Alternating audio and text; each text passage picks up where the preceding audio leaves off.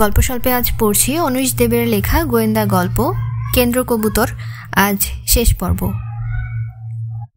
সুচরিতা বলল, মানিকজি, প্রসাদজি তরুণ সান্যাল, মানিকজির সেক্রেটারি শ্রী নরসিংহ চৌধুরী আর কিরণ শর্মা, এরা হলেন লয়ালিস্টদের তরফের। কিরণ শর্মা কুমার রণজিৎ ফাইন্যান্স করতে রাজি ছিলেন। নয়না কল্যাণী এবং সর্বেশ্বর রায় তেলের ব্যাপারটাই এর স্বার্থ ছিল। এরা ছাড়া কুমারের একজন নেপালি চাকর আর কবুতরের কাজের লোকজন। আমার মনে নামগুলো গেঁথে গেল। বললাম, 7 কাণ্ড রামায়ণ পড়া শুরু করব এবার। প্রথম কাণ্ড হলেন নয়না কল্যাণী। আমার কপালে চিন্তার ভাঁজ পড়ল। গজানন শিকদার আর কুমার রণজিৎ এক ও অভিন্ন। অবিশ্বাস্য মনে হলেও কথাটা সত্যি। কাঞ্চনবাবু, এই যে আপনি কিন্তু একজনকে বিশেষভাবে বাদ দিয়ে গেছেন। সুচরিতা দেবীকে আপনি ভালোবাসেন, তাই ওকে বাদ দেওয়ার যুক্তি থাকতে পারে।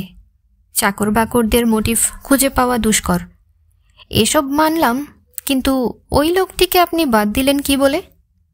আরে ওই লোকটা যে কালো পোশাক পরে গাড়ির সিটের নিচে লুকিয়ে আপনাদের কথা শুনছিল। দেখুন না, ওই দেখুন, সে এখনো দাঁড়িয়ে আছে কবুতরের সদর গেটের কাছে, হাঁ করে তাকিয়ে আছে আপনার দিকে, হাতে সিগারেট। দেখুন না কাঞ্চনবাবু, প্লিজ এদিকে তাকান না একবার। কবুতর থেকে 105 গজ দূরে গাছগাছড়ার একটা জঙ্গলের মতো রয়েছে। বনই বলা যেতে পারে সেটাকে। এবড়ো থেবড়ো জমি, বড় বড় বট, অসৎ, দেবদারু ইত্যাদি গাছ জায়গাটাকে ছেয়ে ফেলেছে। সেইখানে পা ফেলে হেঁটে যাচ্ছিলাম আমি আর সুচরিতা।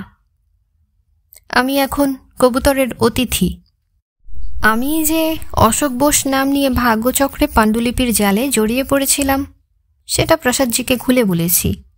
এখন ব্যাপারগুলোর একটা ফয়সালা না হওয়া পর্যন্ত কবুতরেই আমি থাকব। বিকেলের সোনা রোদ যেন অনেক কষ্ট করে লুকোচুরি খেলে গাছের আড়াল দিয়ে এসে পড়েছে আমাদের গায়ে। মাঝে মাঝে ঠান্ডা হাওয়ায় একটা আদর টের পাচ্ছিলাম। পাশাপাশি হেঁটে যেতে কি যে ভালো লাগছিল। মনে হচ্ছিল যদি এই পথ আর না ফুরোয়। হাতে হাত ধরে ঝরা পাতার পথ মারিয়ে এগিয়ে যেতে যেতে তাকালাম সুচরিতার দিকে।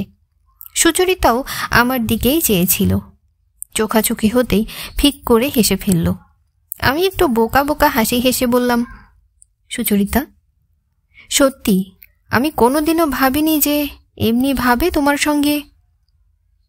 সুচরিতার চোখে কপট রাগ দেখে চটপট বলে ফেললাম, তোমার সঙ্গে ভাগ্য এমন চাতুরি পড়বে। সত্যি কি বিপদেই না জড়িয়ে পড়েছ।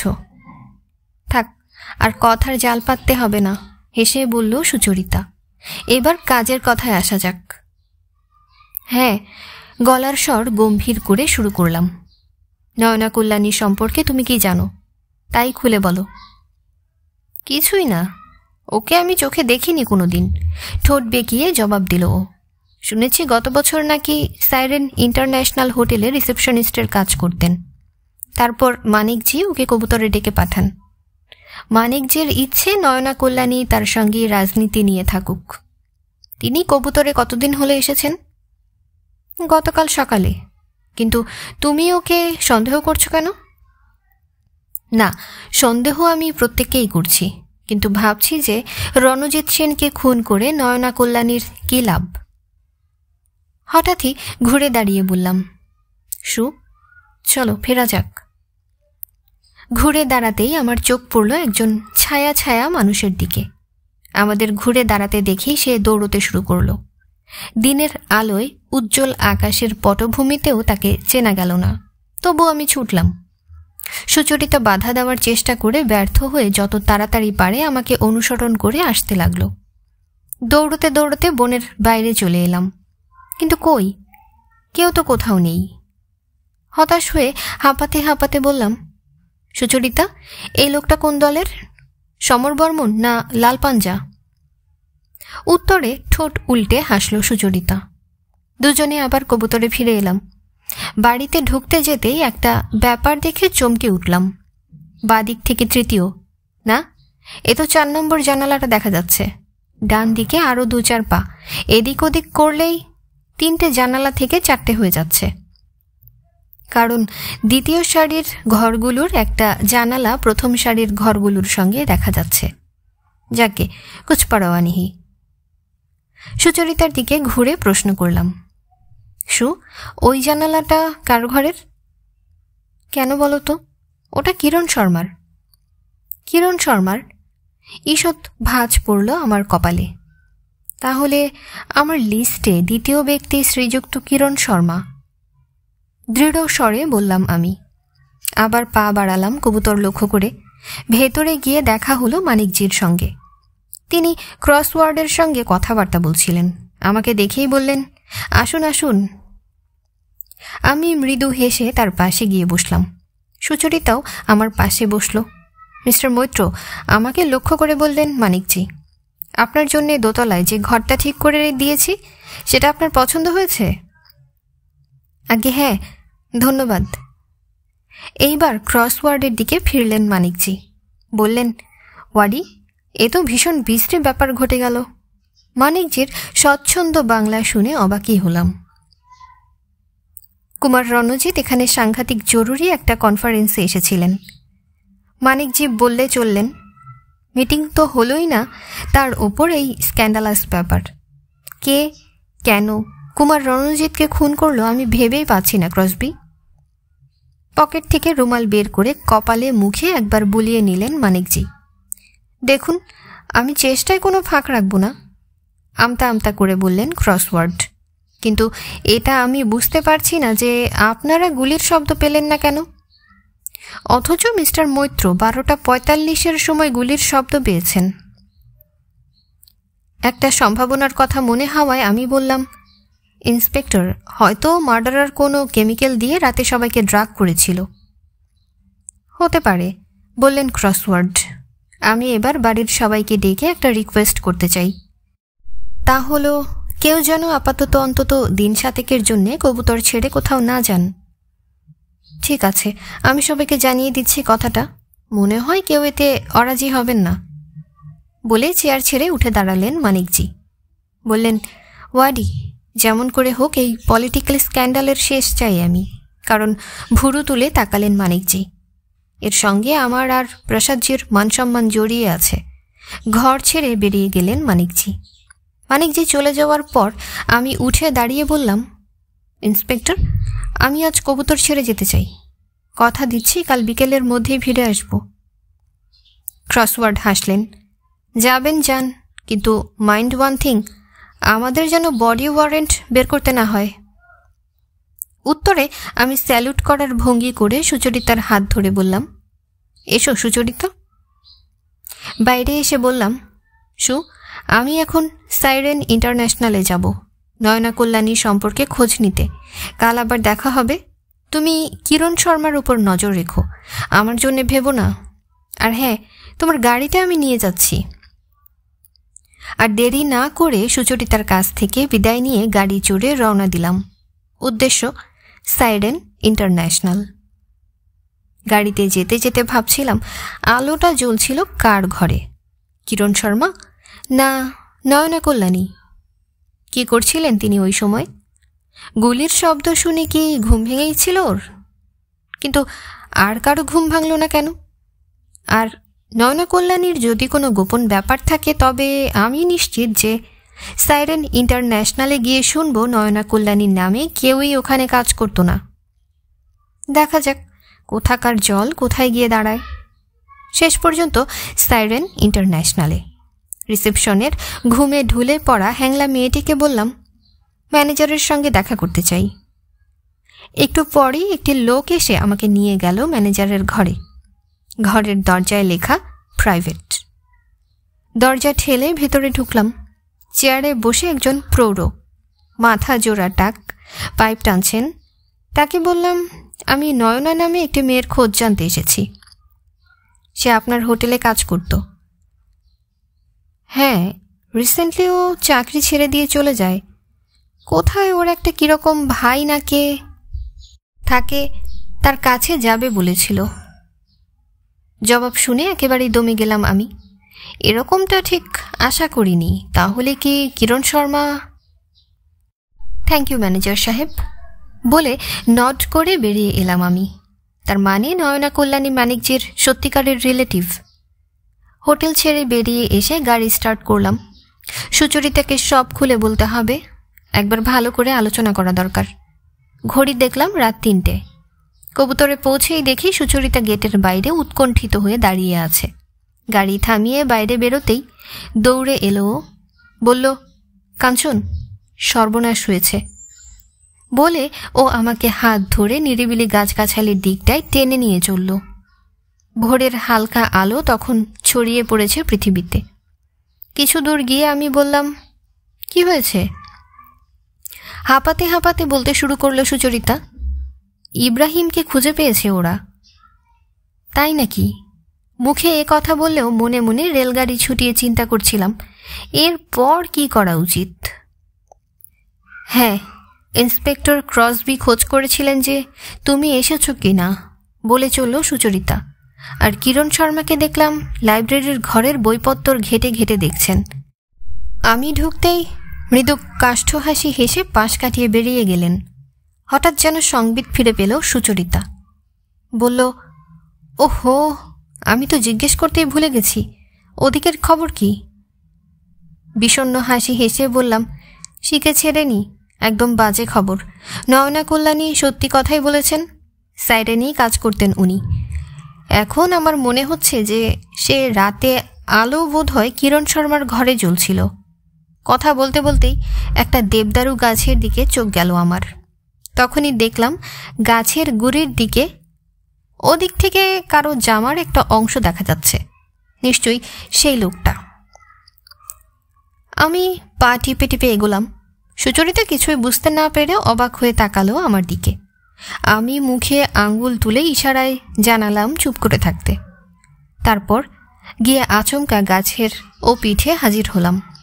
গাছের আড়ালে যে লোকটি নির্বিকার মুখে দাঁড়িয়েছিল সে একটু ভ্যাবাচাকা খেয়ে গেল। হাসবার চেষ্টা করল। আপনাকে তো ঠিক চিনতে পারছি না, ঠান্ডা স্বরে বললাম আমি। দয়া করে নিজের পরিচয়টা যদি দেন। আমি এখানে নতুন এসেছি, কর্কশ স্বরে থেমে থেমে সে বলল। ঠিক বুঝতে পারছি না কোন দিকে পড়বে বাড়িটা। আমি সুচরিতার দিকে অর্থপূর্ণ দৃষ্টি মেলে তাকালাম। তারপর লোকটিকে উদ্দেশ্য করে বললাম, আসুন আমার সঙ্গে। কোথায় বাড়ি আপনার? কিছুক্ষণ চুপ করে রইল লোকটি। তারপর বলল, ওই দিকটায় বলে একটা দিক দেখালো সে। আমি তার এই এলোমেলো কথায় ক্রমশ অবাক হচ্ছিলাম। হয়তো কিছু একটা বলতে যাচ্ছিলাম, কিন্তু হঠাৎ লোকটি thank you and goodbye বলে হন হন করে হেঁটে অদৃশ্য হয়ে গেল। ঠিক তখনই আমার মাথায় এলো ব্যাপারটা, এই লোকটাই সেই লোকটা নয় তো? নিশ্চয়ই, কোনো সন্দেহই নেই। লোকটার চেহারা মনে করার চেষ্টা করলাম। চোখে সবুজ সানগ্লাস, ফ্রেঞ্চ কাট দাড়ি, সরু গোফ, কপালে বলি রেখা। চিন্তার জাল ছিন্ন বিচ্ছিন্ন করে আবার হাঁটতে শুরু করলাম কবুতরের দিকে। সুচরিতাকে বললাম, আজ রাতে আমি বোধহয় কবুতরে থাকতে পারবো না। কেন কেন? অত্যন্ত ব্যগ্র হয়ে উঠল সুচরিতা। আমি হাসলাম। সুচরিতা এতই চঞ্চল হয়ে উঠল যে হাসি চাপতে পারলাম না। কেন, আবার হাসির কি হলো? অবাক হয়ে সুচরিতা বলল, কিছু না, আমি একবার হোটেল কন্টিনেন্টালে যাব, খোঁজ নেব যে ইব্রাহিমের সঙ্গে কেউ ওখানে দেখা করতে যেত কিনা। ও, তা বেশ তো, গম্ভীর গলায় বলল সুচরিতা। লিসু, বোঝার চেষ্টা করো, কোনো ভয় নেই। আজ রাতে আর কোনো বিপজ্জনক ঘটনা ঘটবে না, তুমি শুধু শুধু চিন্তা করছো। তাছাড়া ইব্রাহিমের ব্যাপারটার একটা খোঁজ নেওয়া দরকার। একটু থেমে সুচরিতা বলল, কাল কখন ফিরবে? সকালেই, জোর দিয়ে বললাম আমি। কবুতরের বাইরের গেটের কাছে দাঁড়িয়ে আমরা কথা বলছিলাম। সুচরিতা কবুতরের বিপরীত দিকে মুখ করে দাঁড়িয়েছিল, তাই আমি লক্ষ্য করলাম ব্যাপারটা। দেখলাম কিরণ শর্মা উত্তেজিতভাবে ক্রসওয়ার্ডকে কি যেন বোঝাচ্ছেন, আর ক্রসওয়ার্ড চিন্তিত মুখে মাথা নাড়ছেন। একটু পরে ক্রসওয়ার্ড একাই এগিয়ে এলেন আমাদের দিকে। বললেন, মিস্টার মৈত্র, আমি আপনার সঙ্গে একটু গোপনে আলোচনা করতে চাই। সঙ্গে সঙ্গে সুচরিতার মুখ বিবর্ণ হয়ে উঠল। আমি ওর দিকে ফিরে হেসে অভয় দিলাম, বললাম, কোনো ভয় নেই সু, তুমি যাও। অনিচ্ছা সত্ত্বেও চলে গেল। মিস্টার মৈত্র, ক্রসওয়ার্ডের কাঠ খোদাই মুখে কোনো অভিব্যক্তি লক্ষ্য করা গেল না। আমরা একটা ডেড বডি পেয়েছি। তার পরিচয়ও আমরা জেনেছি। হোটেল কন্টিনেন্টালের বেয়ারা ছিল সে। হোটেলের ম্যানেজারও আমাদের আপনার সেই চিঠি চুরি করার কথা বলেছে। সবই ঠিক আছে, শুধু একটা ব্যাপারে একটু খটকা দেখা দিয়েছে। যেখানে ডেড বডিটা পাওয়া গেছে সেখানকার জনা দুয়েক লোক বলেছে যে সে রাতে তারা নাকি ভারী অদ্ভুত একটা ব্যাপার লক্ষ্য করেছিল। ওরা ড্রিঙ্ক করে ফিরছিল বলে প্রথমে বিশ্বাস করতে পারেনি, ভেবেছে দেখার ভুল। অর্থপূর্ণভাবে কথা শেষ করলেন ইন্সপেক্টর। কি কি দেখেছিল ওরা? আমি জানতে চাইলাম। আপনাকে একটা গাছ থেকে নামতে দেখেছিল। আমি ওদের আপনার ফটো দেখাতেই ওরা আইডেন্টিফাই করেছে। এরপর সেই গাছে উঠে আমরা এটা পেয়েছি বলে পকেট থেকে ব্রাউন পেপারে মোড়া ছুরিটা বের করলেন তিনি। এবার চুপ করে থাকার মানে হয় না, তাই সব খুলে বললাম ওকে। মৃতদেহ গুম করার কারণটাও খুলে বললাম। জানি না তিনি বিশ্বাস করলেন কিনা। আমার বলা শেষ হলে ক্রসওয়ার্ড শুধু মুখ দিয়ে একটা শব্দ করলেন, তারপর একটু থেমে দ্বিধাগ্রস্ত ভাবে আমি বললাম, ইন্সপেক্টর, আমাকে আজ রাতে একটা জায়গায় যেতে হবে। কাল দুপুরের মধ্যে ফিরে আসব। যাবেন যান, কিন্তু একটা কথা জেনে রাখুন, দিল্লি পুলিশের ডিকশনারিতে ইম্পসিবল বলে কোনো শব্দ নেই। বলে হনহন করে এগিয়ে গেলেন ক্রসওয়ার্ড। ওর দিকে তাকিয়ে নিজের মনেই বললাম, মিস্টার ক্রসওয়ার্ড, তুমি যদি জানতে আমি কে, তবে। কাঞ্চনবাবু, সুচরিতা চৌধুরী কিন্তু কবুতরে থেকে গেলেন। আপনি তো যাওয়ার আগে বললেন আজ রাতে কবুতরে আর কিছু হবে না, কিন্তু শুনুন, হ্যাঁ, আজ রাতেই একটা ব্যাপার হবে, সম্ভবত মাঝরাতে। সুচরিতা দেবী বিপদে পড়তে পারেন। তবু আপনি যাবেন? থেকে গেলে পারতেন, কিন্তু যাকগে, নিয়তিকে তো আর কেউ রুখতে পারে না। ভীষণ কাণ্ড হবে একটা, সত্যি বলছি, সাংঘাতিক কিছু একটা হবে। এ রহস্যের শেষ কোথায়? নিজের ঘরে শুয়ে শুয়ে কথা ভাবছিল সুচরিতা। রাত প্রায় 1:30। আশ্চর্য, কুমার রণজিৎ খুন হওয়ার রাতে গুলির শব্দ কেউ শুনল না কেন? তবে কি রাতে ওরা যে ড্রিঙ্কস নিয়েছিল তাতেই কোনো স্লিপিং ড্রাগ মেশানো ছিল? কিন্তু কে মেশালো হঠাৎ? ঠিক সেই মুহূর্তে সুচরিতার কোষে কোষে যেন বিদ্যুৎ প্রবাহিত হলো। পায়ের শব্দ না, অন্ধকারেই বিছানা ছেড়ে উঠে পড়ল ও। কোন দিক থেকে শব্দটা আসছে ঠাহর করতে পারল না। তাড়াতাড়ি পা টিপে টিপে ঘর ছেড়ে করিডোরে বেরিয়ে এলো। করিডোরে নিঝুম নিস্তব্ধ, কেউ কোথাও নেই। আবার শব্দ হলো একটা, নিশ্চয়ই নিচের লাইব্রেরি ঘরে। কেউ তাহলে আছে নাকি ওখানে? পা টিপে টিপে সিঁড়ি দিয়ে নেমে লাইব্রেরির সামনে এসে দাঁড়ালো সুচরিতা। ঘুটঘুটে অন্ধকার। এগিয়ে এসে চাবির ফুটোয় চোখ রাখল। এ কি? লাইব্রেরির ঘরের গভীর অন্ধকারে শুধু একটা টর্চ লাইটের আলো ঘুরে ফিরে বেড়াচ্ছে। হঠাৎ পাশ থেকে কেউ একজন সরে দাঁড়ানোয় চাবির ফুটো দিয়ে আর কিছু দেখা গেল না। তবে কি লাইব্রেরি ঘরে চোর ঢুকেছে? কিন্তু ওর পক্ষে তো একা কিছু করা সম্ভব নয়।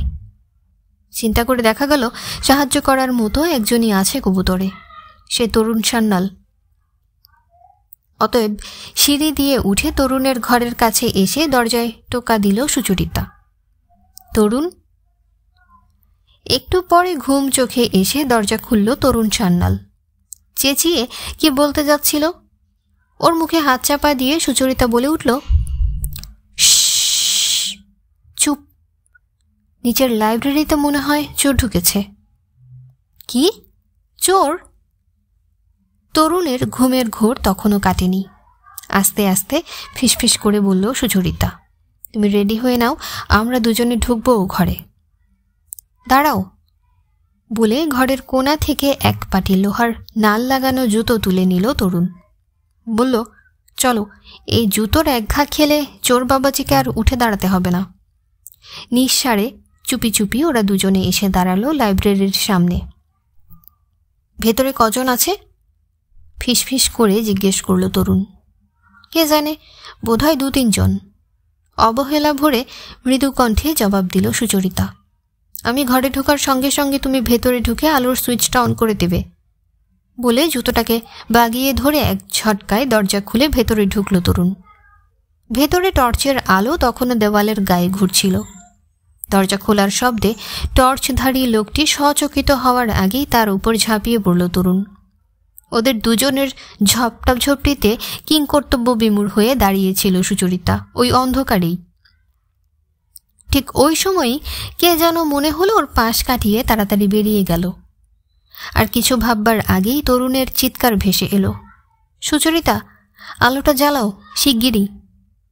সুচরিতা সুইচের দিকে পা বাড়াতেই দেখল একটি ছায়ামূর্তি এক ছুটে লাইব্রেরির খোলা ফ্রেঞ্চ উইন্ডো দিয়ে লাফিয়ে সুরকি ঢালা রাস্তা দিয়ে দৌড়ে পালালো।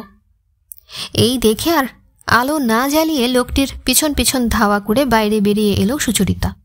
দৌড়ে যখন ও কবুতরের গেটে পৌঁছেছে ঠিক সেই সময় ওর সঙ্গে একজনের ধাক্কা লাগল।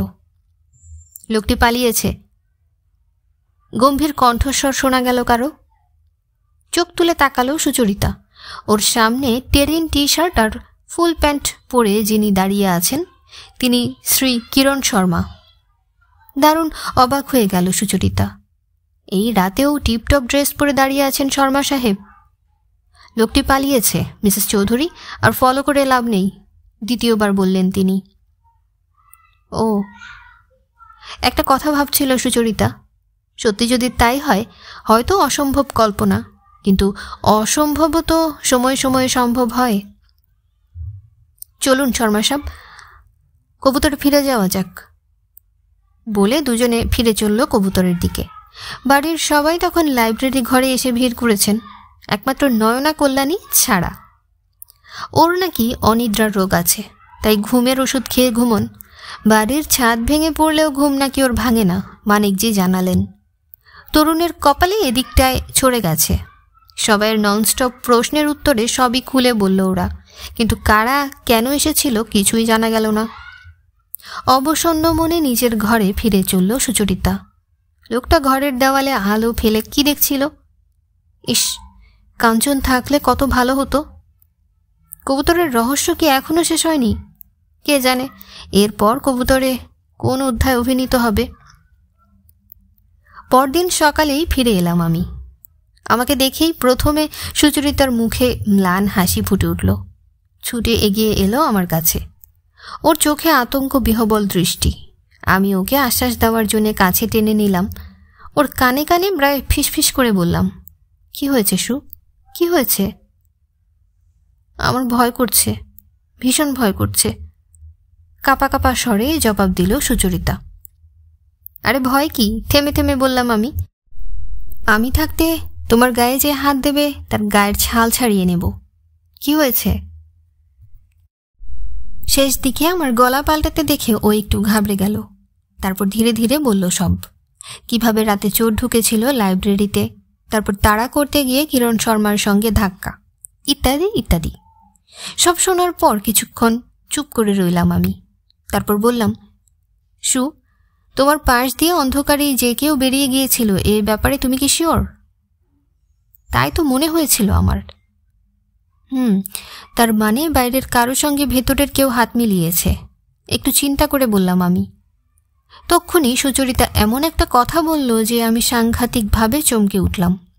ও বলল, বাইরের লোক হওয়ার কি দরকার, ভেতরের দুজন হলেও বা আপত্তি কিসের, যদি কিরণ শর্মাই সেই লোক বাইরের লোক হয়। কিন্তু এ কি করে সম্ভব? তুমি না একটা আস্ত বোকা। তোমাকে বললাম না কিরণ শর্মা একদম ড্রেসড আপ হয়েছিলেন। মনে করো কিরণ শর্মা জানালা দিয়ে লাফিয়ে দৌড়লেন, আমি তাড়া করলাম, ধরতে পারলাম না, কিন্তু একটু পরেই তো কবুতরে ওরা অ্যাবসেন্স ধরা পড়বে, তখন? তাই দৌড়ে কবুতরের গেট পার হয়েই তিনি দাঁড়িয়ে রইলেন। আমার সঙ্গে ধাক্কা লাগলো। বললেন যে লোকটি পালিয়েছে। খুশি খুশি মুখে চুপ করল সুচরিতা। জিনিয়াস, সু, তুমি একটা জিনিয়াস, উচ্ছ্বাসে বললাম আমি। কিন্তু পর মুহূর্তেই গলার স্বর খাদে নামিয়ে যেন নিজেকেই প্রশ্ন করলাম, কিন্তু তোমার পাশ কাটিয়ে ঘর থেকে কে বেরিয়ে গিয়েছিল? কি জানি, আমি বুঝতে পারিনি, তবে কি যেন একটা মনে করেও করতে পারছি না। কি কথা? আমি জানতে চাইলাম। ঠিক মনে করতে পারছি না, হয়তো পরে মনে পড়বে। এইবার আমি মনে মনে একটা প্ল্যান ছকে ফেললাম। প্রশ্ন করলাম সুকে, আচ্ছা, তোমার কি মনে হয় যে যারা এসেছিল তারা তাদের কাজ গুছিয়ে নিতে পেরেছে? সঙ্গে সঙ্গে জবাব দিল সুচরিতা। তার মানে তারা আবার আসবে, দৃঢ় স্বরে বললাম আমি। হয় আজ রাতে, নয়তো কাল রাতে, নয় আগামী আর কোনো রাতে। তাহলে শুরু হোক আজ রাত থেকেই। কি শুরু হবে? চোখ নামিয়ে প্রশ্ন করল সুচরিতা। যাগে, পরেই শুনবে, দুপুরের খাওয়া দাওয়ার পর। হ্যাঁ, ভালো কথা। তরুণ সান্যাল কবুতরে আজ থাকছে তো? হ্যাঁ, কিন্তু ইব্রাহিমের ব্যাপারটার কি হলো? কিস্তু না, যে অন্ধকারে ছিলাম এখনও সেই অন্ধকারে। ইব্রাহিমের সঙ্গে তেমন কেউ গোপনে দেখা করতে আসতো না। একটা চাপা দীর্ঘশ্বাস বেরিয়ে এলো আমার বুকের পাঁজর থেকে। চলো ভেতরে যাওয়া যাক বলে দুজনে কবুতরে ঢুকলাম। সেখানেই দেখা হলো ইন্সপেক্টর ক্রসবির সঙ্গে। আমাকে দেখে হাসলেন, বললেন, শুনেছেন তো গত রাতে কবুতরে চোর এসেছিল? হ্যাঁ, জবাব দিলাম আমি। এতক্ষণ প্রসাদজিকে লক্ষ্য করিনি। তিনি ইন্সপেক্টরের পেছনেই দাঁড়িয়েছিলেন। বললেন, মিস্টার মৈত্র, আপনার সব কথাই আমি শুনেছি। আশা করি কবুতরে থাকতে আপনার কোনো অসুবিধা হবে না। না না, বাধা দিয়ে বলে উঠলাম আমি, কোনো অসুবিধাই হচ্ছে না। প্রসাদজি চলে গেলেন। ইন্সপেক্টর আমার দিকে ঠান্ডা দৃষ্টিতে তাকিয়ে বললেন, কাঞ্চনবাবু, গত রাতে আপনি কবুতর ছেড়ে কোথায় গিয়েছিলেন? আমি সব খুলে বললাম, কিন্তু তিনি সন্তুষ্ট হলেন না বলেই মনে হলো। তিনি কি আমাকেই রাতের আগন্তুক বলে সন্দেহ করছেন নাকি? যাকে, আমি আর সুচরিতা কোনো কথা না বলে পাশ কাটিয়ে চলে গেলাম। দুপুরের খাওয়া দাওয়ার পর তরুণ আর সুচরিতার সঙ্গে গোপনে আলোচনা করলাম। ঠিক হলো, সুচরিতা একটা আলমারির পেছনে লুকিয়ে থাকবে। ঘরে কেউ ঢুকলেই আলো জ্বেলে দেবে, আর আমি থাকবো টেবিলের পেছনে। সব শেষে তরুণ থাকবে দরজার কাছে, যাতে দরজা দিয়ে কেউ পালাতে না পারে। রাত 12টা থেকে আমরা অপেক্ষা শুরু করব ঠিক করলাম। আমরা ছাড়া আর কেউ যেন কিছু জানতে না পারে, এ কথা বারবার করে বলে চলে এলাম নিজের ঘরে। শটান গিয়ে শুয়ে পড়লাম বিছানায়। রাত 12টা বেজে 1 মিনিট। অজ্ঞান কবুতরে জেগে আছি শুধু আমরা 3 জন, আমি, তরুণ আর সুচরিতা। পা টিপে টিপে লাইব্রেরিতে ঢুকলাম আমরা। ঘরে জমাট অন্ধকার। আমরা যার যার নির্দিষ্ট জায়গায় গিয়ে দাঁড়ালাম। তরুণ সঙ্গে এনেছে 1 পাটি নাল লাগানো জুতো, আমার 5 আঙ্গুলে আটকানো একটা নাকল ডাস্টার। সারা ঘর অন্ধকার, শুধু 3টে কাচের জানালা দিয়ে চাঁদের আলো এসে পড়েছিল ভেতরে। দম বন্ধ করে অপেক্ষা করছিলাম আমি। আজ হয়তো আমাদের প্রতীক্ষা নিষ্ফল হবে, তবু আশা। বা হাতের রেডিয়াম ডায়ালে চোখ নামালাম। 1:45। অদ্ভুত একটা উত্তেজনা উৎকণ্ঠার মধ্যে দিয়ে সময় কেটে যাচ্ছিল। এইভাবে কতক্ষণ যে দাঁড়িয়েছিলাম জানি না। হঠাৎই যেন সুরকি ঢালা পথে কারো সতর্ক পায়ের শব্দ আমার কানে এলো। শরীরের সবকটা স্নায়ু যেন নিঃশব্দ চিৎকারে গলা ফাটিয়ে বলতে লাগলো, এসেছে, সে এসেছে। একটু পরেই একটি ছায়ামূর্তিকে দেখা গেল জানালায়। দম বন্ধ করে চরম মুহূর্তের জন্য অপেক্ষা করে রইলাম। ধীরে ধীরে জানালা টপকে ঘরের মধ্যে নেমে দাঁড়ালো সে। একবার এদিক ওদিক তাকালো, তারপর 1 পা এগোতেই আমি ঝাঁপিয়ে পড়লাম তার উপর। পর মুহূর্তেই ঘরের আলো জ্বালিয়ে দিল সুচরিতা। তরুণ এগিয়ে এসে কলার ধরে এক হ্যাঁচকায় তুলে দাঁড় করালো লোকটিকে। তার মুখের দিকে তাকিয়ে আমি চমকে উঠলাম। হে কি, এই যে সেই রহস্যময় কালো পোশাক পরা লোকটি। এগিয়ে গিয়ে তাকে উদ্দেশ্য করে বললাম, স্যার, নিজের বাড়ি খুঁজতে এসে আপনাকে যে এত বিপদে পড়তে হবে তা বোধহয় ভাবেননি। লোকটি গম্ভীর মুখে তাকালো আমার দিকে। ইতিমধ্যে লাইব্রেরিতে প্রায় সবাই এসে হাজির হয়েছেন। শ্রী নরসিংহ আমাকে লক্ষ্য করে বললেন, মিস্টার বোস, কি হচ্ছে এসব মাঝরাত্রে? যত সব বিড়ম্বনা। আমি হাসলাম। ওকে নকল করে বললাম, বোস নয়, মৈত্র। দেখুন না, নিজেই দেখুন কি হয়েছে। সর্বেশ্বর রায় নামধারী ভদ্রলোক চোরের মতো দৃষ্টি নিয়ে তাকালেন নৈশ আগন্তুকের দিকে। সকলের দিকে এক পলক চোখ রেখে জামা কাপড় ঝেড়ে মুখ খুললেন আমাদের নৈশ অতিথি। আমাদের উদ্দেশ্য করে বললেন, আপনাদের সবাইকে জানাই যে আমার নাম Kishan Apte, that is agent Z. CBI থেকে আমাকে এখানে পাঠানো হয়েছে। এই কথায় ঘরের মধ্যে যেন বজ্রপাত হলো। বিস্ময়ের অস্ফুট শব্দ বেরিয়ে এলো সবার মুখ দিয়ে। চারিদিকে চোখ বুলিয়ে মিস্টার আপতে বলে চললেন, আমি এখানে এসেছি সমর বর্মনকে গ্রেপ্তার করার জন্যে। নামটা আপনাদের সকলের কাছেই বোধহয় পরিচিত। আমি দুঃখের সঙ্গে জানাতে বাধ্য হচ্ছি যে কবুতরে যে কজন হাজির আছেন তাদের মধ্যে একজন অবশ্যই সমর বর্মন। বর্মনের ছদ্মবেশ ধরার ক্ষমতা অবিশ্বাস্য। সে আমার ছদ্মবেশ ধরে হাজির হয়েও আপনাদের ধোঁকা দিতে পারে। এই আশ্চর্য চোর এবং ব্ল্যাকমেলারটিকে ধরা অত্যন্ত কঠিন। কিন্তু এখন যেহেতু সে কবুতরে আছে, তাই আমাদের কাজ একটু সহজ হয়ে পড়েছে। সমর বর্মন কবুতরে এসেছে সম্ভবত হীরের নেকলেসের জন্যে। গত বছর সিরাজনগরের মন্ত্রী সুরেন্দ্র পালিত একটা মিটিংয়ে কবুতরে এসেছিলেন। আমরা খবর পেয়েছি যে তিনি একটা দামি নেকলেস এখানে লুকিয়ে রেখে যান। সেটার খবর বর্মন জেলে বসেই পায়। আমরা আন্দাজ করেছিলাম যে ওটা হাতানোর জন্যে সে কবুতরে আসবেই। তাই এতদিন আমি ছদ্ম পরিচয়ে কবুতরের আশেপাশে ঘুরেছি বলে আমার দিকে চেয়ে মুচকি হাসলেন তিনি। তারপর সুচরিতার দিকে ফিরে বললেন, ম্যাডাম, গত রাতেও আমি এসেছিলাম। আমার উদ্দেশ্য ছিল এই লাইব্রেরিতে লুকিয়ে রাখা হীরের নেকলেসটা উদ্ধার করা। আমি চাইনি যে সবাই এই ব্যাপারটা জানুক। যা হোক, আগামীকাল আমি ইন্সপেক্টর ক্রসবির সঙ্গে দেখা করছি। এবার আমি বর্মনকে ধরবই। সে আমার চোখে ফাঁকি দিয়ে পালাতে পারবে না। তার চোখ জ্বলে উঠেই নিভে গেল। সর্বেশ্বর রায় বললেন, মিস্টার আপতে, আমি আগামীকাল কবুতর ছেড়ে যেতে চাই। তা না হলে আমার প্রায় 50,000 টাকা ক্ষতি হয়ে যাবে। সেটা আপনি ক্রসবিকেই বলবেন, জানালেন এজেন্ট জেড। প্রসাদজি মিস্টার আপতের জন্যে ওপরে একটা ঘরের ব্যবস্থা করলেন। সবাই লাইব্রেরি ছেড়ে পা বাড়ালেন নিজের নিজের ঘরের দিকে। সুচরিতাকে নিয়ে উপরে ওঠার সময় শুধু শুনলাম শ্রী নরসিংহ নিজের মনেই বলছেন, খুবই ঘটছে আশ্চর্য এখানে ব্যাপার। পরদিন সকালে উঠে চুল আঁচড়াতে যেতেই সাংঘাতিক অবাক হলাম আমি। আয়না দিয়েই চোখে পড়ল বান্ডিলটা। তারপর তাকালাম টেবিলের ওপর। এই তো সেই চিঠির বান্ডিলটা। সুচরিতা চৌধুরীর নাম লেখা সেই চুরি যাওয়া চিঠিগুলো। হঠাৎই বিদ্যুৎ চমকের মতো একটা কথা মনে এলো। সুরেন্দ্র পালিতের লেখা পাণ্ডুলিপির হাতের লেখা আর এই চিঠিগুলোর হাতের লেখা একই। তার মানে এই চিঠির লেখক শ্রীযুক্ত পালিতি। হয়তো এই চিঠিগুলোতে কোনো গোপন ইঙ্গিত আছে। এই যে কবুতর থেকে লেখা চিঠিটা, এটা আপাত দৃষ্টিতে অর্থহীন বলে মনে হলেও হয়তো এর সাহায্যেই পালিত সাহেব লুকোনো নেকলেসের সন্ধানটা জানাতে চেয়েছেন। এক দৌড়ে নিচে নেমে গিয়ে কিষান আপতেকে সবকিছু খুলে বলে আমার সন্দেহের কথা জানালাম। তিনি প্রসাদজির সঙ্গে কথা বলছিলেন। আমার কথা শুনে বললেন, মিস্টার মৈত্র, আপনি যা বলেছেন তা খুবই যুক্তিসঙ্গত। আমি এক্ষুনি থানায় যাচ্ছি। এখানকার সাইফার রিডারকে অনুরোধ করব এগুলো ডিসাইফার করার জন্যে। বলেই তিনি হন্তদন্ত হয়ে চিঠিগুলো নিয়ে বেরিয়ে গেলেন। আমি প্রসাদজির সঙ্গে আলোচনা শুরু করলাম।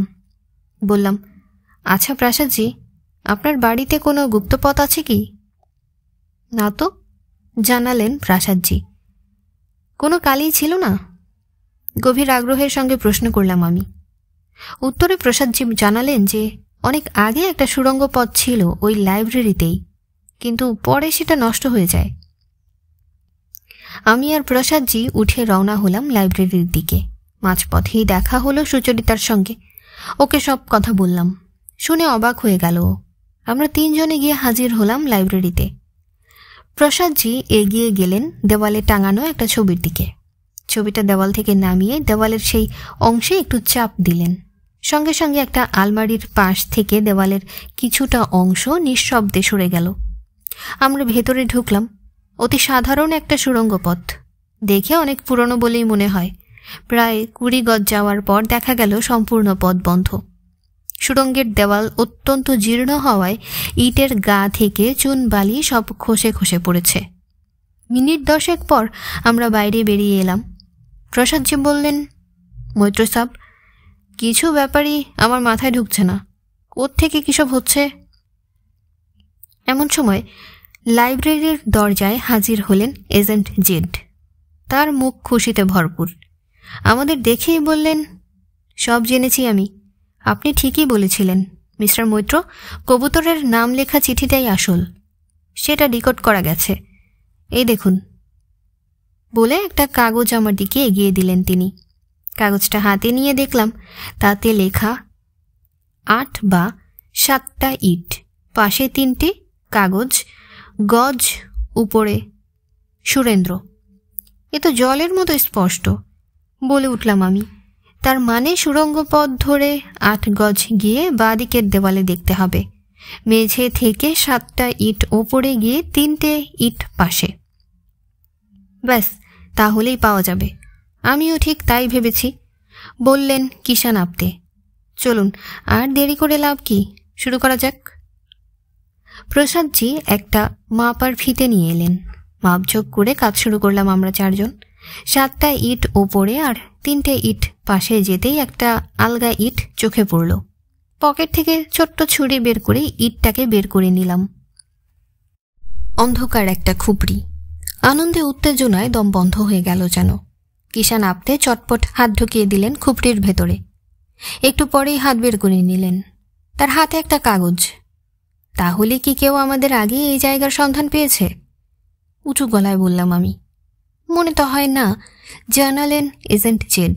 কাগজটা মেলে ধরলেন চোখের সামনে।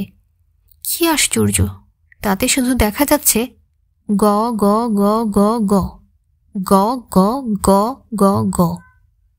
দেখে ভীষণ অবাক হলাম আমি। এরকম তিক্ত রসিকতার অর্থ কি? কিষান আপতেকে লক্ষ্য করে বললাম, মিস্টার আপতে, আপনি কি এর অর্থ বুঝতে পারছেন? মাথা ঝাঁকালেন এজেন্ট জেড। প্রসাদজি বললেন, মিস্টার মৈত্র, চলুন বাইরে যাওয়া যাক। বাইরে বেরিয়ে এলাম আমরা। প্রসাদজি গুপ্ত পথটা বন্ধ করে দিয়ে ছবিটাকে আবার যথাস্থানে টাঙিয়ে রাখলেন। এমন সময় লাইব্রেরিতে এসে ঢুকলেন কিরণ শর্মা ও ক্রসওয়ার্ড। কিষান আপতের হাতে চিরকুটটা দেখে এক লাফে এসে দাঁড়ালেন সামনে। বললেন, দেখি দেখি, বলে আর দেওয়ার অপেক্ষা রাখলেন না, একরকম ছিনিয়েই নিলেন ওটা। জেড বাধা দিলেন না। আমি এক দৃষ্টে তাকিয়েছিলাম কিরণ শর্মার মুখের দিকে। হঠাৎ লক্ষ্য করলাম যে একটা খুশির ঝিলিক লহমার জন্যে ছড়িয়ে পড়ল তার মুখে। তারপর অপেক্ষাকৃত গম্ভীর মুখ করে বলে উঠলেন, ভারী অন্যায়, এরকম রসিকতা ভারী অন্যায়। ক্রসওয়ার্ডও দেখলেন কাগজটা, কিন্তু কিছু বুঝলেন বলে মনে হলো না। এসবই সমর বর্মনের কারসাজি। দৃঢ় কণ্ঠে বলে উঠলেন জেড, তাকে একবার হাতের মুঠোয় যদি পাই। আমি যাচ্ছি, একটু কাজ আছে, বলে সঙ্গে সঙ্গে ঘর ছেড়ে বেরিয়ে গেলেন শর্মা। আমরা অবাক হয়ে চেয়ে রইলাম তার চলার পথের দিকে। কিছুক্ষণ পরে নিস্তব্ধতা ভাঙলাম আমি। মিস্টার আপতে, এই কিরণ শর্মা যদি কুমার রণজিৎকে খুন করে থাকেন তাহলে আমি বিন্দু মাত্র আশ্চর্য হব না। দুজন অফিসিয়াল হা করে চেয়ে রইলেন আমার মুখের দিকে। সুচরিতা আপন মনেই নখ করতে লাগল। ওপরে উঠে প্রথম ঘরটায় উকি মেরে দেখি শ্রী সর্বেশ্বর রায় গোছগাছ শুরু করে দিয়েছেন। আমি পাশ কাটিয়ে নিজের ঘরে গেলাম। ঘরে ঢুকতেই দেখি একজন চাকর গোছের লোক বসে রয়েছে। আমি তাকে দেখে অবাক হলাম। এই যে কুমার রণজিতের নেপালি চাকরটা। আমাকে দেখেই লোকটি হাউ হাউ করে কেঁদে উঠল। বাবু, আমার সাহেবকে যে খুন করেছে তাকে আমি শেষ করব। আপনি আমাকে আপনার সঙ্গে নিন, আমি আপনার কেনা হয়ে থাকব। বলতে বলতে লোকটি কোমর থেকে হঠাৎই একটা বাঁকানো ছোরা বের করল। ওর মুখ জিঘাংসায় বিকৃত হয়ে উঠল। আমি ভাবলাম লোকটি আমাকেই খুনি ভাবছে না তো, হয়তো আমার বিশ্বাসভাজন হয়ে তারপর আমাকেই খুন করতে চায়। মুখে বললাম, ঠিক আছে, তোমার কোনো চিন্তা নেই, পুলিশ কুমারের হত্যাকারীকে ধরে ফাঁসিতেই ঝোলাবে। জানি না সে আমার কথা কতটুকু বিশ্বাস করল, কিন্তু ধীরে ধীরে উঠে দাঁড়িয়ে বলল, আপনার যে কোনো কাজে দরকার হলেই আমাকে বলবেন, আপনার জন্য জান হাসিল। ঘর থেকে বেরিয়ে গেল সে। আমি হাফ ছেড়ে উঠে গিয়ে দরজাটা বন্ধ করে দিলাম। তারপর এসে দাঁড়ালাম জানালার কাছে। এই জানালা দিয়ে কবুতরের পেছন দিকটা চোখে পড়ে। ও কি, কিরণ শর্মা না? পেছন দিকের গোলাপ বাগানে দাঁড়িয়ে আছেন তিনি। ব্যাপার কি জানার জন্যে তাড়াতাড়ি তৈরি হয়ে আমি রওনা দিলাম বাগানের উদ্দেশ্যে। বাগানে গিয়ে হাজির হতেই সেখান থেকে দ্রুত পায়ে প্রস্থান করলেন শ্রী শর্মা। ফিরে আসতে যাব, হঠাৎই দেখি কিষান আপতে দৌড়ে আসছেন আমার দিকে। আমি তাড়াতাড়ি এগিয়ে গেলাম, প্রশ্ন করলাম, কি হয়েছে মিস্টার আপতে? হাঁপাতে হাঁপাতে জবাব দিলেন তিনি, পেয়েছি, এতদিন ধরে পাওয়া গেছে রিভলভারটা, চলুন দেখবেন, চলুন। আমি আর কোনো কথা না বলে দ্রুত তার সঙ্গে রওনা হলাম। কিছুক্ষণ পরে দুজনে এসে হাজির হলাম কবুতরের গেটের সামনে। সেখানে দাঁড়িয়ে আছেন শ্রী নরসিংহ, সর্বেশ্বর রায়, ক্রসওয়ার্ড আর সুচরিতা। ঘাড় ঘুরিয়ে দেখলাম মানিকজি ও প্রসাদজি হন্তদন্ত হয়ে আসছেন। আর পেছনেও কে? তরুণী কথাটা যাকে হুবহু মানায় না সেরকম একজন। নয়না কল্যাণী? না, রূপ আছে মেয়েটার, চোখে সানগ্লাস, ঠোঁটে লিপস্টিক, ঢল নামা চুলে মুখের অর্ধেকটাই প্রায় ঢাকা। প্রথমে ভালো করে দেখলাম সর্বেশ্বর রায়ের সুটকেসটা তার পায়ের কাছে খোলা অবস্থায় পড়ে আছে, আর তার মধ্যে উকি মারছে একটা সুদৃশ্য কালো অটোমেটিক। সর্বেশ্বর রায় চেঁচাচ্ছিলেন, আমি তো বলেছি আমি জানি না, আমার ব্যাগে কেউ যদি রিভলভার লুকিয়ে রাখে তবে আমি কি করতে পারি? কিষান আপতে বললেন, ঠিক আছে মিস্টার রায়, আপনি যেখানে যাচ্ছেন যান, আমরা পরে এই ব্যাপারটা নিয়ে চিন্তা করব। বেশ রাগ রাগ ভাব দেখিয়ে চলে গেলেন সর্বেশ্বর রায়। ক্রসওয়ার্ড সুটকেস থেকে রিভলভারটি বের করে নিয়েছিলেন। সেটা ঘুরিয়ে ফিরিয়ে দেখতে দেখতে বললেন, এটাই কাজে লাগানো হয়েছিল বলে মনে হয়। আপনার কি মনে হয় মিস্টার আপতে? .38 বলেই মনে হচ্ছে। ভালো করে সেটাকে পর্যবেক্ষণ করতে করতে বললেন জেড। আচ্ছা, আপনারা এবার যার যার ঘরে ফিরে যান। ক্রসওয়ার্ড হাতে তালি দিয়ে বললেন, এখানে দয়া করে আর ভিড় বাড়াবেন না। মানিকজি, প্রসাদজি আর আমি ছাড়া সবাই চলে গেলেন। নয়না কল্যাণী চলে যাওয়ার আগে মানিকজির সঙ্গে চাপা গলায় কী সব কথা বলে গেলেন। মানিকজি অস্থিরতাকে আর চাপতে পারছিলেন না, বলে উঠলেন, ক্রসবি, কী সব ফ্যান্টাস্টিক ব্যাপার হচ্ছে এখানে। সর্বেশ্বর রায় আমার পরিচিত, তুমি শিগগিরই এর একটা হেস্তনেস্ত করো। ফানি। মানিকজি ও প্রসাদজি চলে গেলেন। আমি এবার ক্রসওয়ার্ডকে বললাম, ইন্সপেক্টর দেখুন রিভলভারটায় কোনো ফিঙ্গারপ্রিন্ট পান কিনা। আশা খুবই কম, বললেন এজেন্ট জেড। তারপর চিন্তিত মনে তিনজনই ফিরে এলাম কবুতরে। একটু পরে ছুটতে ছুটতে আমার ঘরে এলো সুচরিতা। বলল, কাঞ্চন, মনে পড়েছে, মনে পড়েছে। কি মনে পড়েছে? অবাক হয়ে জানতে চাইলাম আমি। সেই রাতে কেউ আমাকে পাশ কাটিয়ে লাইব্রেরি থেকে বেরিয়ে গিয়েছিল, এ ব্যাপারে আমি শিওর, দৃঢ়স্বরে বলল সুচরিতা। কেন, কি হয়েছে? আমি একটা গন্ধ পেয়েছিলাম, বলল সুচরিতা। কিসের গন্ধ তা ঠিক বলতে পারবো না, কিন্তু আজ আবার আমি গন্ধটা পেয়েছি। আজ একটু আগে সবাই যখন গেটের কাছে ভিড় করেছিল তখন। তার মানে সে রাতে কেউ একজন লাইব্রেরিতে লুকিয়েছিল।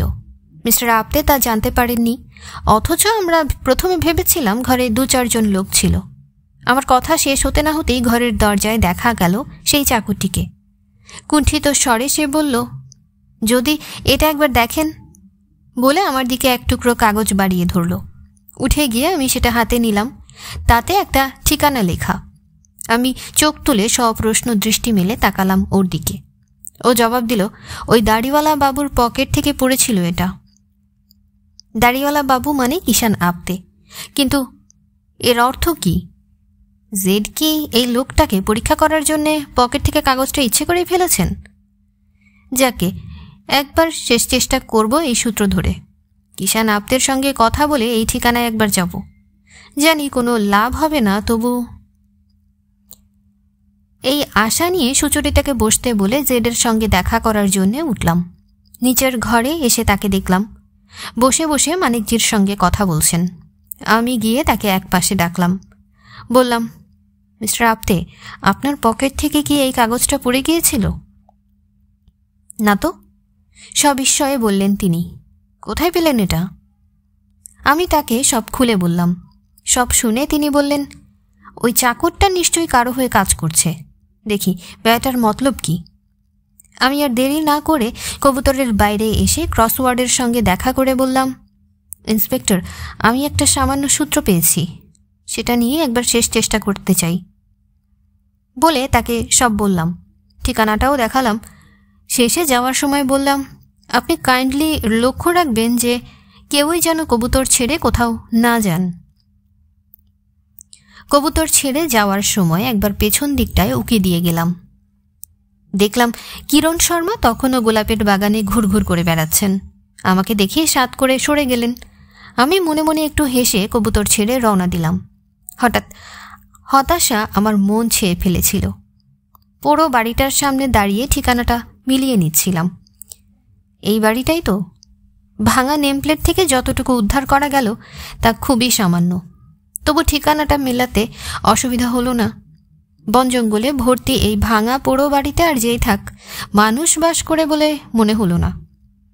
পা টিপে টিপে ঢুকলাম বাড়ির চত্বরে। বেলা পড়ে এসেছিল, জায়গাটা ছায়া পড়ে অন্ধকার হয়ে রয়েছে। ধীরে ধীরে বাড়ির পেছন দিকে গিয়ে পৌঁছলাম।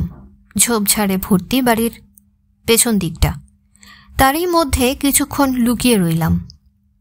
কিছুক্ষণ পরে নিচের ঘরে উকি দিয়ে দেখি সেখানে জনা সাতেক লোক বসে আছে। ঘরের দেওয়ালে একটা লাল পাঞ্জার ছাপ, এখানেও লাল পাঞ্জা।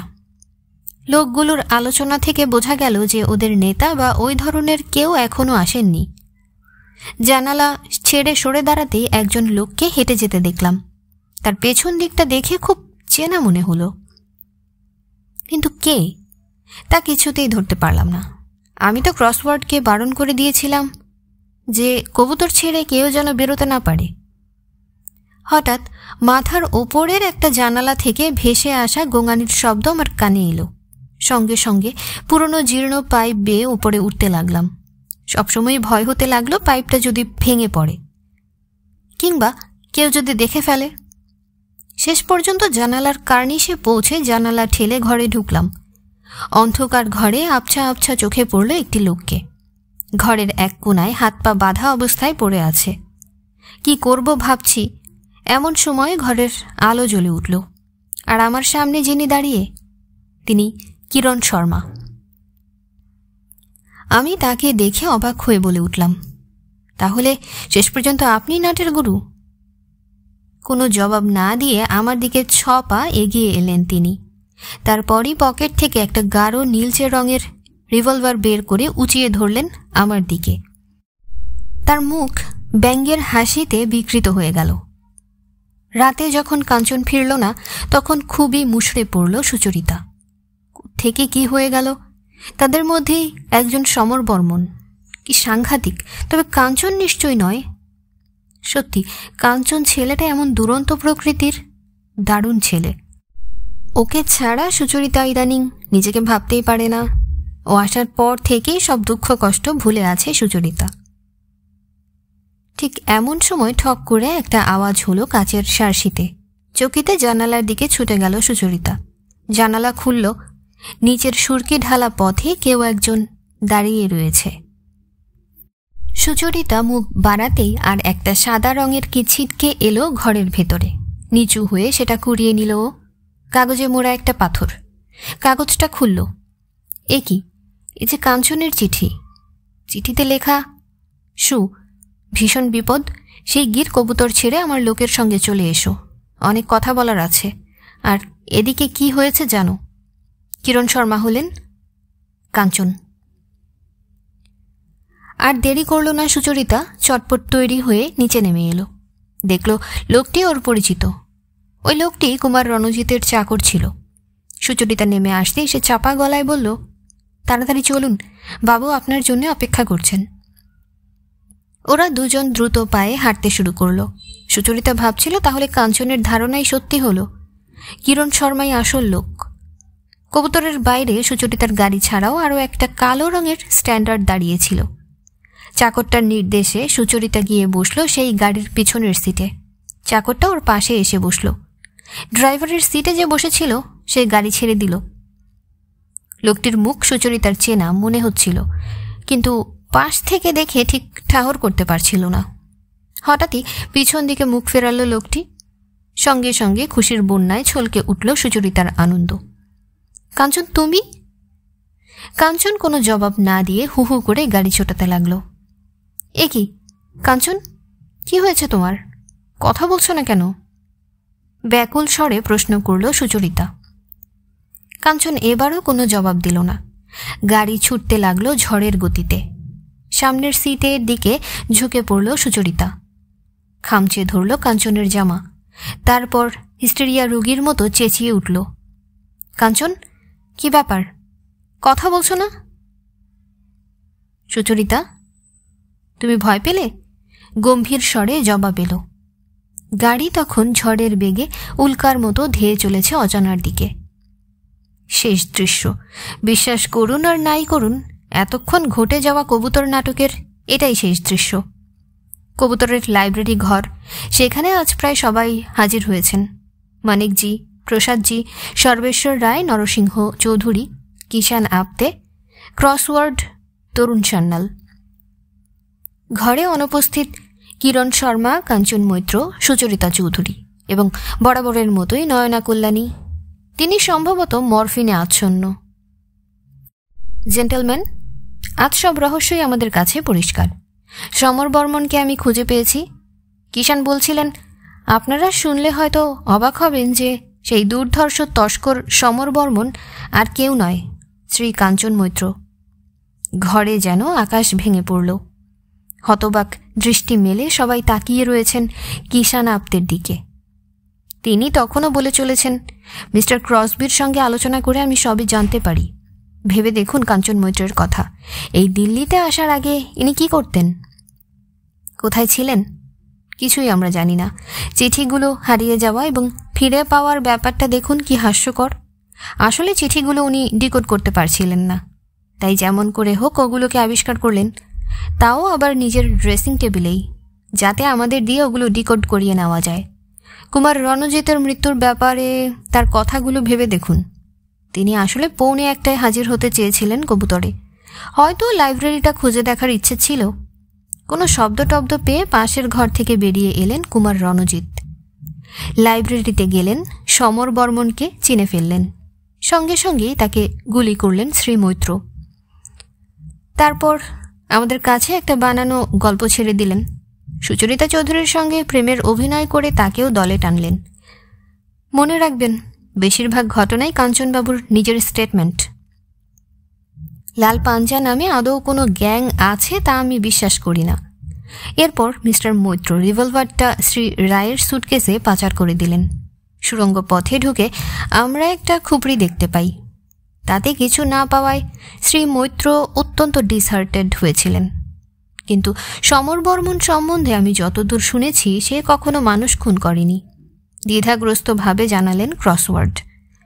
ঠিক কথা, কিন্তু তখনকার অবস্থাটা একবার চিন্তা করে দেখুন আপনারা। আমি গোপনে তাকে অনুসরণ করে অনেক কিছুই জানতে পারি, কিন্তু তিনি এখন কোথায়? সর্বেশ্বর রায় প্রশ্ন করলেন। যেখানেই থাকুন না কেন আমাদের লোক তাকে খুঁজে বের করবেই, দৃঢ় কণ্ঠে জানালেন ক্রসওয়ার্ড। ঠিক এই সময়ে সবাইকে অবাক করে দিয়ে ঘরে ঢুকলেন কিরণ শর্মা, কাঞ্চন মৈত্র ও সুচরিতা চৌধুরী। সঙ্গে সঙ্গে ক্রসওয়ার্ড এগিয়ে গেলেন কাঞ্চনের দিকে। হাতে হাতকড়া লাগানো অবস্থায় বিস্ময় বিমূঢ় চোখে একবার তাকালাম সকলের দিকে। বিষণ্ণ হাসি হেসে সুচরিতার দিকে চেয়ে বললাম, সু, তুমিও কি এসব বিশ্বাস করো? বিশ্বাস না করতে পারলে খুশি হতাম। সুচরিতার চোখ দিয়ে জল গড়িয়ে পড়ল। আমি মিস্টার মৈত্রকে পরীক্ষা করার জন্য তার অনুচরের নেপালি চাকরটা যে কুমারের সঙ্গে এখানে এসেছিল সামনে ইচ্ছে করে বাজে ঠিকানা লেখা একটা কাগজ ফেলে দিই। পরে দেখলাম কাঞ্চনবাবু আমাকে ওটা দেখিয়ে কৌতূহলবশত প্রকাশ করেন। কিন্তু এর মধ্যে আশ্চর্য কি জানেন? ওই কাগজটা আমি পেয়েছিলাম কাঞ্চনবাবুর ঘর থেকেই। ব্যঙ্গের হাসি হেসে থামলেন কিষান আপতে। দাঁতে দাঁত চেপে আগুন ঝরা দৃষ্টি মেলে আমি এগিয়ে গেলাম ক্রসওয়ার্ডের দিকে। বললাম, mister Crossword, please, for heaven's sake, এই হাত কড়াটা কিছুক্ষণের জন্য খুলে দিন। কি ভেবে ক্রসওয়ার্ড আমার অনুরোধ রাখলেন। আমি ধীরে ধীরে এগিয়ে গেলাম কিষান আপ্তের দিকে। তার সামনে দাঁড়িয়ে বললাম, মিস্টার জেড, আমার নামে কেউ মিথ্যা কথা বললে আমি একেবারে সহ্য করতে পারি না। সুরেন্দ্র পালিত তার স্মৃতি কথায় একটা কথা ঠিকই লিখেছিলেন। তা হলো বলে আমি জেডের কানের দিকে আঙ্গুল দেখিয়ে বললাম, মানুষ নিজের কান কখনো চেঞ্জ করতে পারে না। পরের মুহূর্তেই এক 82 শিক্ষার চড় মেরে তাকে মেঝেতে ফেলে দিয়ে বললাম, এটা আপনার মিথ্যে কথা বলার শাস্তি। ক্রসওয়ার্ডের দিকে ফিরে বললাম, ব্যস্ত হবেন না ইন্সপেক্টর, এই হলো আপনাদের ভাষায় দুর্ধর্ষ সমর বর্মন। অসম্ভব, বলে উঠলেন ক্রসওয়ার্ড। আমি উত্তরে মৃদু হেসে এগিয়ে গেলাম মেঝেতে পড়ে থাকা আপ্তের দিকে। এক টানে তুলে ফেললাম তার পরচুলা আর ফ্রেঞ্চ কাট দাড়ি। সানগ্লাসটা খুলে নিতেও ছাড়লাম না। কিরণ শর্মা এক ফাঁকে ঘর ছেড়ে বেরিয়ে গিয়েছিলেন। এই সময় তিনি এসে ঘরে ঢুকলেন, সঙ্গে এক ভদ্রলোক। তার চোখে সবুজ রঙের সানগ্লাস, ফ্রেঞ্চ কাট দাড়ি। অবাক, এ কী কাণ্ড সব, বললেন নরসিংহ চৌধুরী। হ্যাঁ, বললেন কিরণ শর্মা। ইনি হলেন আসল কিষান আপ্তে বা এজেন্ট জেড, যাকে আমরা, মানে আমি আর কাঞ্চনবাবু, একটা পোড়ো বাড়িতে বন্দি অবস্থায় পেয়েছি। কিন্তু আপনি? অবাক হয়ে প্রশ্ন করলেন সর্বেশ্বর রায়। অধমের নাম অরুণ চৌধুরী, ফ্রম ক্যালকাটা, পেশায় শার্লক হোমস, মানে ডিটেকটিভ। আপনি? বিস্ময়াপন্ন স্বর বেরিয়ে এলো অনেকের গলা দিয়ে। হ্যাঁ, আমি কাঞ্চনবাবুকে সব খুলে বলেছি, উনি আপনাদের সব বুঝিয়ে বলবেন। আমি কোনোদিন এরকম জটিল রহস্যের মুখোমুখি হইনি। ক্রসওয়ার্ড এগিয়ে গিয়ে ভুল লুণ্ঠিত বর্মনকে দাঁড় করিয়ে হাত করা এঁটে দিলেন। বললেন, কিন্তু মিস্টার চৌধুরী, কুমার রণজিৎকে খুন করল কে? সমর বর্মন? না, বললাম আমি, সে কথায় পরে আসছি, প্রথম থেকে বলা যাক সব। শ্রী নরসিংহ যেদিন হোটেলে গিয়ে আমার সঙ্গে পাণ্ডুলিপির ব্যাপারে কথা বলেন, তখন আমি বুঝিনি অন্য উপায়ে বলতে তিনি কি বলতে চেয়েছিলেন। পরে আমি ফোনে পাই মেহতা অ্যান্ড সন্স থেকে, তারা একজন রিপ্রেজেন্টেটিভ পাঠাচ্ছে পাণ্ডুলিপিটার জন্যে। সন্দেহ হওয়ায় সঙ্গে সঙ্গে আমি ফোন করি মেহতা অ্যান্ড সন্সে, কিন্তু তারা আমাকে জানায় যে তারা কোনো ফোনই করেনি। আমি তখন আসল পাণ্ডুলিপিটা হোটেলের কন্টিনেন্টালের ভল্টে রেখে নকল একটা প্যাকেট গজানন শিকদারের হাতে তুলে দিই। এখনও তাহলে পাণ্ডুলিপিটা আপনার কাছেই আছে?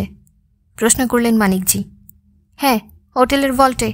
সে যাক, এর পরের ব্যাপার আরও ঘোরালো। চিঠিগুলো আমার কাছ থেকে চুরি করেছিল ইব্রাহিম। সে লাল পাঞ্জার হয়ে কাজ করছিল। পরে বোধহয় বেলাইনে চলার জন্য সে মার্ডার হয়। তখন মার্ডারার কুমারের হত্যাকারী তাদের নির্দেশ দেয় সুচরিতাকে ফাঁসানোর জন্য। কারণ নিশ্চয়ই একটা ছিল। আমি পুলিশি ঝামেলা এড়ানোর জন্য ইব্রাহিমের বডি নিয়ে কি করেছি তা আপনারা জানেন। এদিকে ইব্রাহিমের কাছ থেকে চিঠিগুলো চলে যায় হত্যাকারীর হাতে। কিন্তু এর আগে একটা চিরকুটে সে ইব্রাহিমকে তার সঙ্গে কবুতরে দেখা করতে বলেছিল। সম্ভবত সে নেকলেসটা পাচার করতে চেয়েছিল, কিন্তু ইব্রাহিম মারা যাওয়ায় এবং চিরকুটের ব্যাপারটা ভুলে যাওয়ায় ওটা আমার হাতে পড়ে। আমি সেই রাতে কবুতরে আসি এবং কি ঘটেছিল তা আবার বলার বোধহয় দরকার নেই। হত্যাকারী যখন নেকলেসটা লাইব্রেরিতে খুঁজছিল, তখন কুমার আচমকাই সেখানে এসে হাজির হন এবং তাকে চিনতে পারেন। সঙ্গে সঙ্গে হত্যাকারী তাকে গুলি করে। এই নেকলেস নিয়ে এর আগেও একজন অজ্ঞাত পরিচয় লক্ষণ হয়েছিল, এই কবুতরই। সমর বর্মনের সঙ্গে হাত মিলিয়েছিল হত্যাকারী, এবং প্রথম রাতে যখন বর্মন আপ্তের পরিচয় লাইব্রেরিতে ঢোকে, তখন তার সঙ্গে মার্ডারার ছিল। সে সুচরিতার পাশ কাটিয়ে অন্ধকারেই বেরিয়ে যায়। সুচরিতাকে অরুণ চৌধুরী ইচ্ছে করেই আটকেছিলেন, কারণ তখনও তিনি জানতেন যে আসল এজেন্ট জেডি গোপনে তদন্ত করছেন। পরে তিনি বর্মনের ছদ্মবেশটা ধরে ফেলেন শুধু তার কানের জন্যে। আপনারা আসল জেডকে দেখুন, তার কানের লতিটা গালের সঙ্গে লাগানো নয়, অথচ সমর বর্মনের কান লক্ষ্য করুন, কানের লতিটা গালের সঙ্গে লাগানো। সুরেন্দ্র পালিত এই কথাই লিখেছিলেন তার পাণ্ডুলিপিতে। কিন্তু কুমারের হত্যাকারী কে? প্রশ্ন করলেন প্রসাদজি।